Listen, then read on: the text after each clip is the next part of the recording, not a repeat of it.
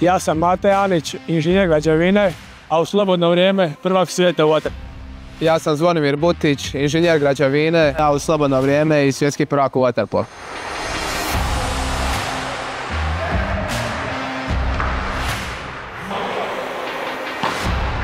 A u današnjem Iljokazu ćete čuti priču o zlatnim inženjerima.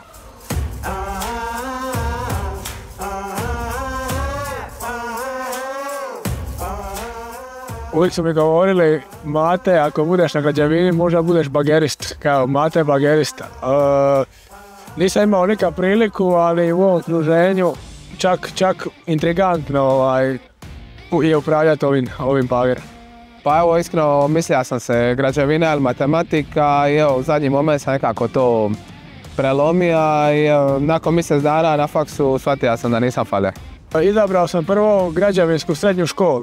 Tu sam dobio nekakve male temelje iz građevine, svidjela mi se struka općenito i odlučio sam se okušati, normalno želio sam završiti fakultet, to je bila moja ambicija i bio je nekakav normalan slijed otići na građevinski fakultet. Završio sam 3 godine stručnog studija građevine i mogu reći da sam ponosan na to, nije bilo lako, pogotovo uz vaterpolo kombinira sve to, ali jednoga dana se nadam će se to isplatiti. Ujak mi je uvijek radio s rukama i tako uvijek mi je bio gušt vidi to, pomoć, rad s ljudima me privuka možda i najviše i tako stvarno to mi je gušt i gledat i čak i nekakav malo pomažen, nije ni to loše.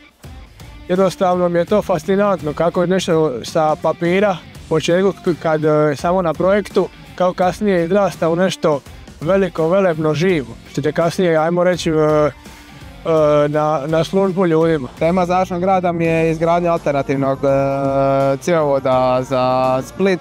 Moj mentor je bio Ivo Andrić i evo njemu posebne zahvale. Vodio sam se to nekom logikom da bude nešto vezano za hidro i tako voda i evo, sam predmet je vodoopskrba i kanalizacija, tako da imalo je logike. Naš klub gaji to da budemo svi akademski građani i potiče nas na fakultet. Evo, sad me predsjednik koji je isto građevinar pita kako ide faks, tako da to još uvijek stoji.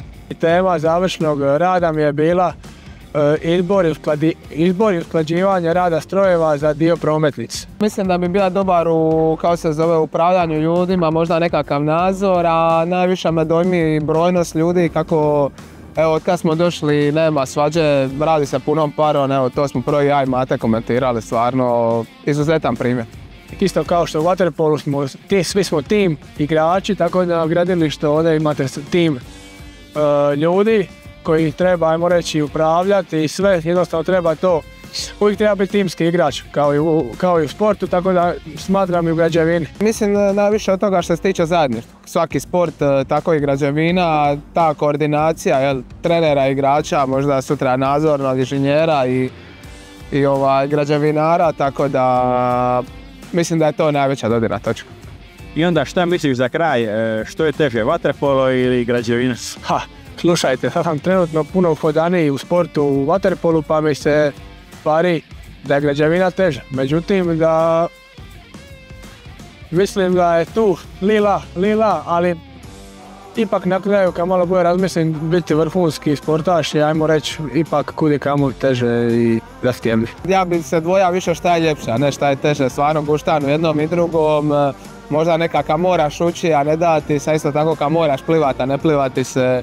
Tako da jednake dvije ljubavi i jednako je teško jedno i drugo. I za kraj ovog Miljokaza jedan maleni znak pažnje za naše zlatne vaterpoliste. Zlatne kacige, koordinacije, momci, evo ga. Evo ga, izvolite. Hvala. I puno sreće i uspjeha dalje i u građevini i u vaterpolu. Hvala puno.